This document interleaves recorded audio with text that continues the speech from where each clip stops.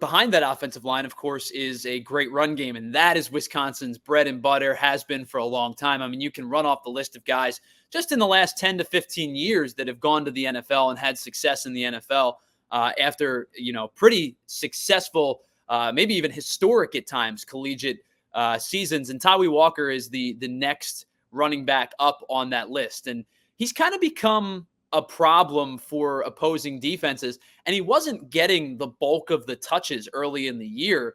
And Luke Fickell talked in his post-game presser the other day. I think it was maybe it was his Monday, midweek press conference.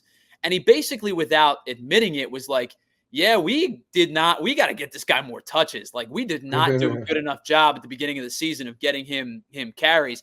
He brought up like the 18 to 20 range, which I think is low for a star running back collegiately, period.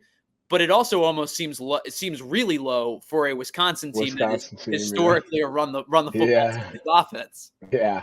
You'd think a staple of Wisconsin team was their running backs getting 30 carries, a game, because that's just how they play it. But he's definitely starting to catch on. And I don't necessarily think he's like uber super talented. I just think he makes all the right plays. I think he runs hard. I think he sees the field really well and makes the right cuts and things of that nature. And he's always falling forward.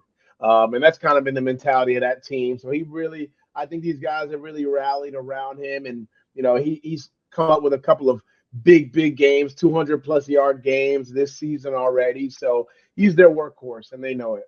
So we gave you a kind of a crazy stat about a quarterback drought. How about this one? He became the latest in a long line of Wisconsin running backs to rush for 2 touchdowns in 3 consecutive games.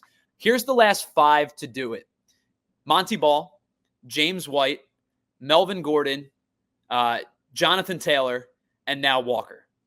Wow. Pretty good company to keep amongst those that list.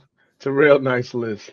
They definitely have an argument for RBU, that's for sure. All NFL caliber type running backs to different extents and different talent levels. Obviously, Braylon Allen joins the fold this year with the Jets, another guy who just had a really good Wisconsin career. But I think that that Walker has been really awesome, and I'm surprised that that you say maybe he's not the most gifted of the group. And I think Jonathan Taylor, to me, and maybe you can say differently, of that group we just listed, I think Jonathan Taylor is the most electric, the most explosive, the most dynamic, but all have merits within their own right. I am actually a little bit surprised to say maybe for you to say maybe he's not as explosive, as gifted, but he just makes all the right plays. Yeah, honestly, I'd argue that Melvin Gordon might be the most talented out of that group. Melvin, I've trained with Melvin. Melvin is super twitchy, super explosive, really strong. I know JT is too as well, and JT's got really great high-end speed, and that's what I mean. I feel like there's something about all of those guys. I can say that I feel like their skill in that category is elite. There's no one skill that I look at Tawee Walker's game and I think he's elite in this, besides maybe decision making, which is a big part of playing running back, is setting up your blocks and making the right cuts and reads in terms of going through the right holes and stuff of that nature. But I'll also put this out there because I felt like in the USC game, this was a concern, is how much gap scheme we got schemed up in the run game against USC and how much misdirection kind of got us.